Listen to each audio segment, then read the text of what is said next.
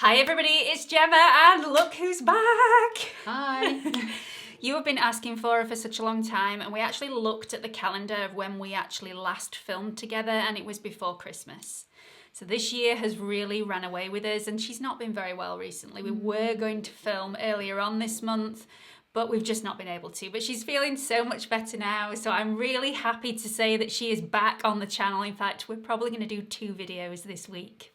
That's how happy I am. Anyway, today we are going to do our top 8 foundations. We don't necessarily agree all the time on them, but these are my mum's top 8 and my top 8. So this is one of the questions I get asked all the time. What do you think about this specific foundation? Do you really like it?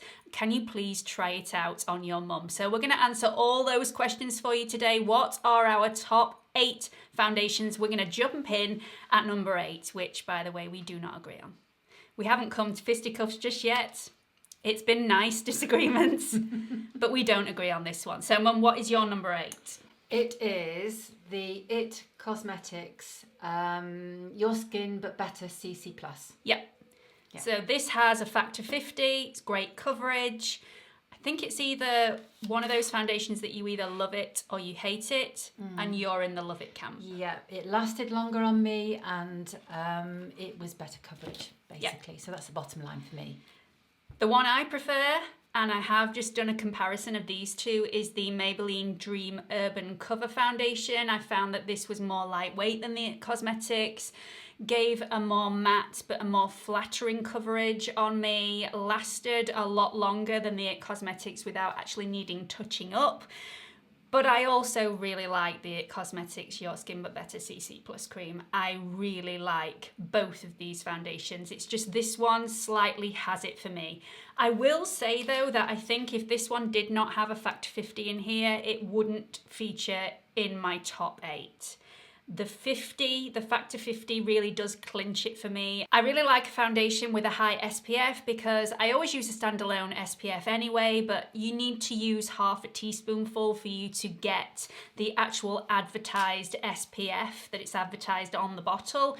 And I never use that much. So if I'm adding a little bit more SPF on top of that, then I'm getting a better SPF protection from my skincare and foundation combined. So that's why I really like this one, as well as it looks really nice as well. But the reason I didn't like it so much is because when I put it on, it was shiny and sticky. It needed blotting in place. And throughout the day, it rubbed off my nose and my chin, and I had to keep topping it up all the time. So although that one's much more affordable, this is the one that lasted longer on my skin. And I always go for the more affordable options if I possibly can. But this one won out for me this time. So just proof that not everything suits everybody. So I would definitely try the cheaper option first. Yep. And then maybe go on to the more expensive option if this one doesn't work for you. Okay, so moving on to number 7, we have so many notes in front of us, it's just ridiculous. This whole table is full of notes. This has been a very long-winded. This has been a very long-winded process. Very long-winded. Of me ringing my mum constantly, what do you think of that foundation? Have you tried that one yet? So, number 7. Laura Mercier Flawless Lumiere Foundation. Now, this one we tried quite a long time ago. I'm not going to go into all the bump about all these products because we've done designated reviews on all these foundations. So I will link all the foundation reviews, the full ones, in the description box below. So if you want to have a better look at those, then go and click on those and look at those a little bit later. But this is our number 7 option, and we've both agreed on this one. Yeah. So the Laura Mercier Flawless Lumiere Foundation, I think a lot of people will be surprised that it's only number 7 and it doesn't come higher up on the list, because so many people rave about this foundation, and it's definitely beautiful. It looked beautiful on both of our skins. Really luminous, really skin-like. However, I think that this one can look a little bit heavy if you use the tiniest bit too much product. And I do feel like you see my foundation before you see me if I've done that, if I've made that mistake. And it's very easy to make that mistake with this foundation. It also didn't last as long as we were hoping for. Yeah, for me it was really natural on my skin, but it just didn't last. And when you're paying £36 or $48, you really want it to last all day, I think. Definitely. Now, this might not be the same for everybody else. Like we discovered with number 8, not everything suits everybody, but we did have the same reaction with this product. So it did go slightly shiny throughout the day. It lasted, but it just needed those little bit of touch-ups throughout the day. And I think when you're paying this amount of money, you do want a little bit more. And the ones that feature higher up for us all offer those. So number 6 on the list is the DIOR Forever Matte. I did a comparison between the brand new DIOR Forever Matte and the brand new DIOR Forever Skin Glow Foundation, and this one won hands down. This is a really lightweight consistency foundation. It doesn't look cakey, and I do find on a more mature skin, DIOR foundations can look a little bit gloopy, a little bit cakey on the skin after a while, and this one just did not do that. You can have this quite a light coverage. You can build it up to medium coverage. I wouldn't recommend you build this up to full coverage because I think it just looks a little bit too much, but this is a really lovely foundation with airbrushing capabilities, which you really liked, didn't you? I loved it, yeah. My mum has a few large pores, and I think that comes part and parcel with having a more mature skin on a lot of people. The pores just look a little bit more exaggerated in certain areas, especially around here and on the nose. And this really did airbrush everything out, looked very skin-like, very natural, just absolutely stunning. But this has one major problem, and that is the fact that this oxidizes really badly. So this is one of those things with all DIOR foundations. I haven't found a DIOR foundation yet that does not oxidize, and this one is no exception. So this one is £37 in the UK, $52 in the US. That is the only thing wrong with this, apart from the fact that it rubbed off in certain areas throughout the day. I think it differs on differing skins how much that is actually going to rub off, but it did go a little bit shiny in areas and needed a bit of touching up, but it's rather pricey and it does oxidize a lot, which is why it hasn't come higher up on the list. Okay, now number 5 is practically a dupe for number 6. Now I am going to do a future video in the very near future about dupes for high-end foundations. So if you're wanting to see that, then please do comment in the comment section below, because there are quite a few that I've managed to find dupes for, and this is one of them.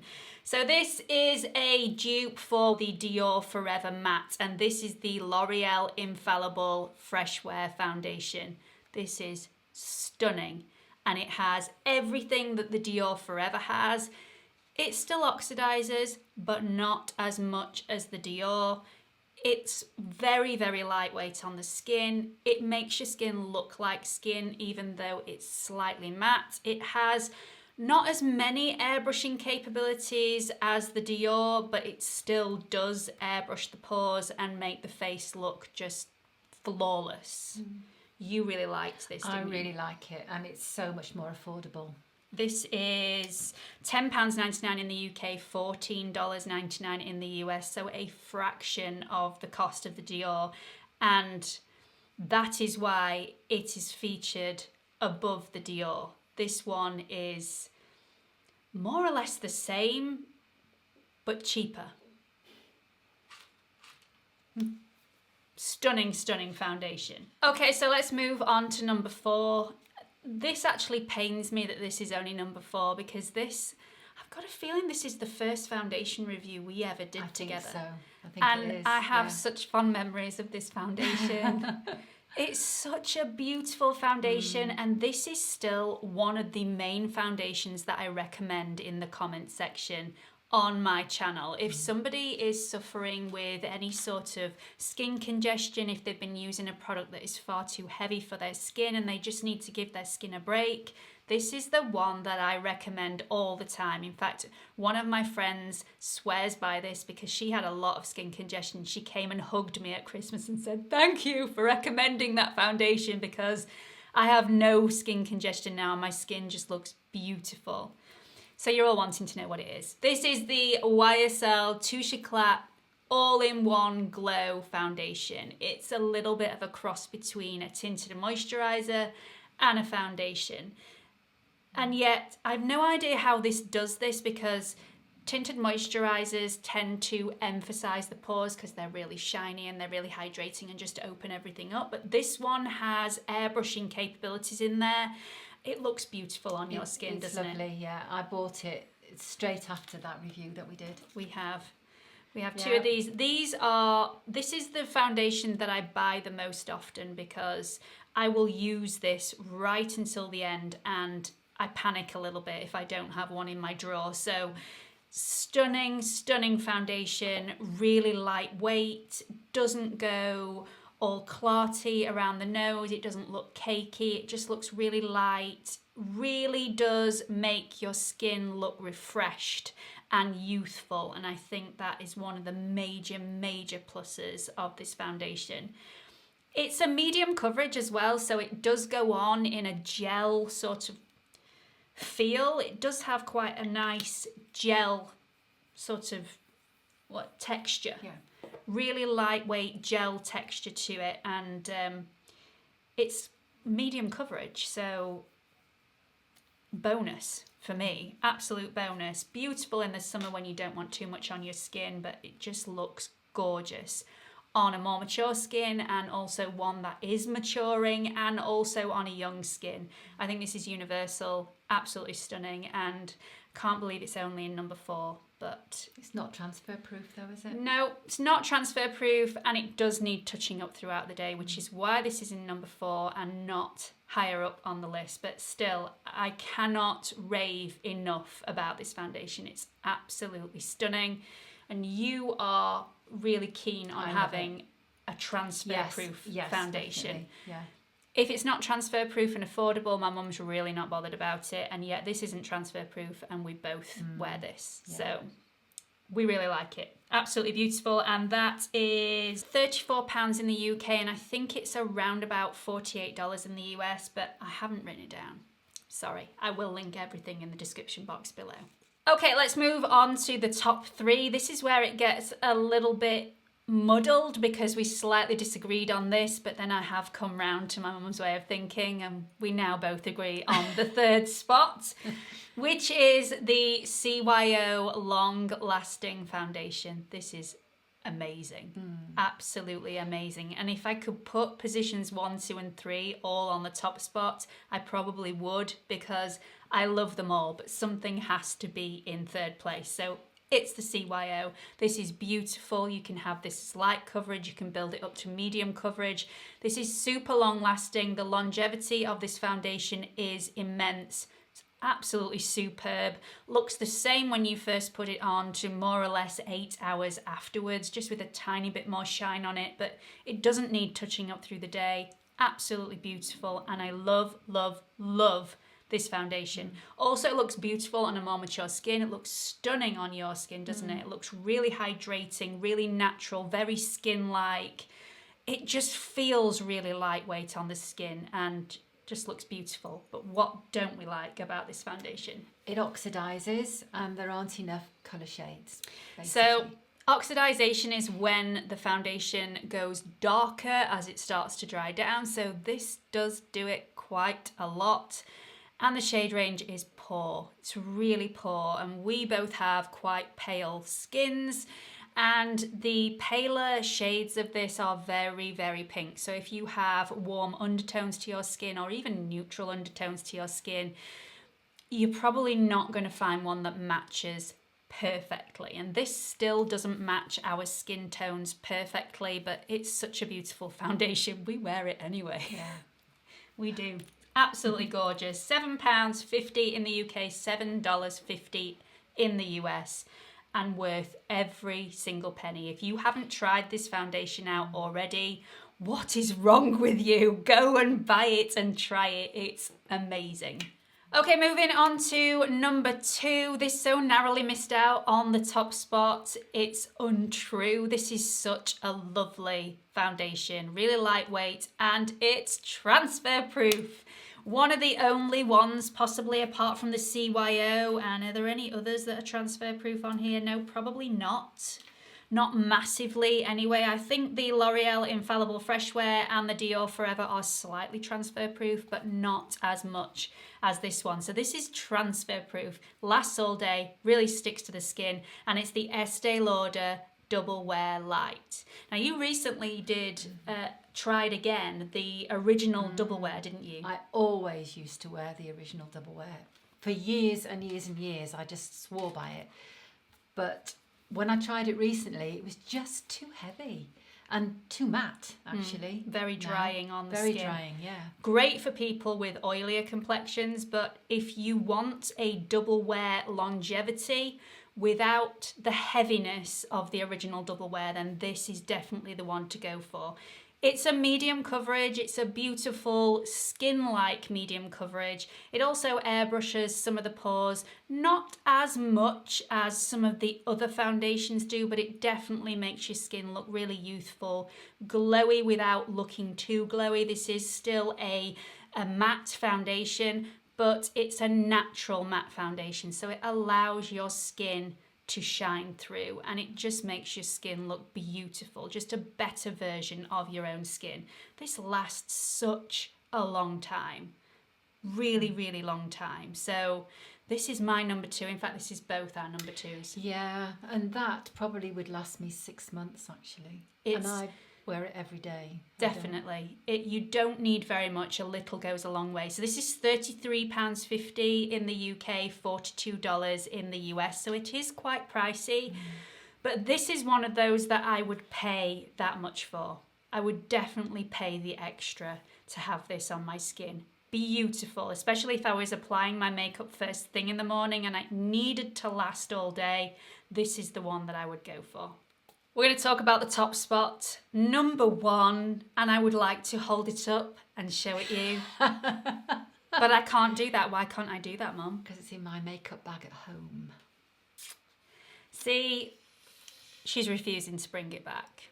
I bought it, she's refusing to bring it back. By the way, all these products I haven't been gifted, I haven't been sent these, I bought these with my own money. Yeah. And I tend to lend them to my mum, and some of them I don't get back. And this is one of them. I think I'm just going to have to go and buy another one.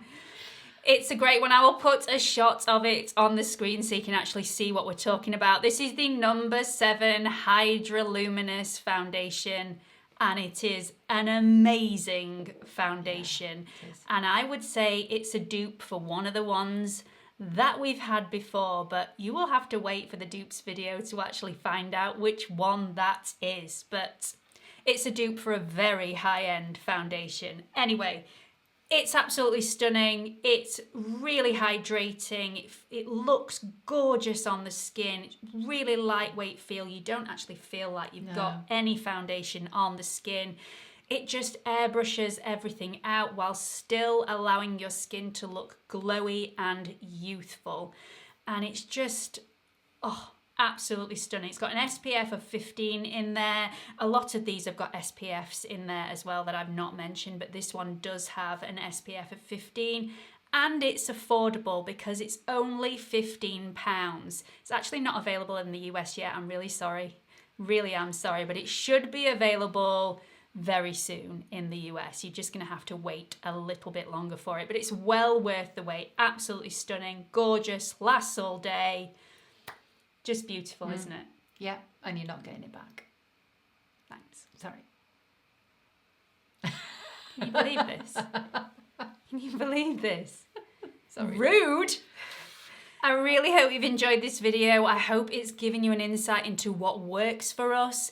And it's actually been quite strange that we have agreed so much. I know. I wasn't expecting that. No, neither was I. I actually thought that something on my skin wouldn't look as nice on my mum's skin, and vice versa. And actually that has not been the case at all. No. I think if it's going to look nice on a mature skin, it definitely will look nice on a younger skin. It's not always the same the other way around, but I think because my skin is maturing, I'm starting to pick foundations now that are a lot more hydrating and not as drying. And I don't like my skin feeling dry at all, considering that I do have quite a few dry patches. So we are liking the same stuff. Shock horror. You wouldn't have thought that when I was a teenager. That would never have happened. Never. Never. Anyway, there were a few products that narrowly missed out on our top 8. So they were the DIOR Backstage, which we both really, really liked, really lightweight, but just didn't have enough oomph to actually feature in the top 8. Not as good for longevity with the DIOR Backstage, but still an absolutely beautiful product. Also, I did a full face of my favourites not so long ago, actually, and the NARS Natural Radiant Longwear Foundation was my favourite foundation of all time. That's not even in my top 8 now, but it narrowly missed out by a smidge, a real smidge. What's the other one that narrowly missed out? Oh, yes. bareminerals, the original powder. You're not keen on that, are you? No. It's a little bit too shiny for my mum's skin, although I think she looks beautiful when she's wearing it, but you're not overly keen. No, it's too anyway, I hope you've all enjoyed this video. I hope you found it interesting and helpful in some way. We like all of these 8 foundations. Not everybody is going to like the same thing, but we do have very similar skin types regardless of skin maturity. Our skin type is more or less the same. We are oily combo and also dry combo, depending on what day of the week it is, because we have really helpful skins that love us. Anyway, I hope you found this helpful in some way. Don't forget, I am also on Instagram if you want to follow me on there. I do makeup videos that do not feature on YouTube, so make sure you're following me on there as well. And also, don't forget to subscribe to my channel if you haven't already. There is a watermark in this corner. If you click on it, it will take you through to my homepage where you can subscribe. Hope to see you all again soon. Bye! Bye.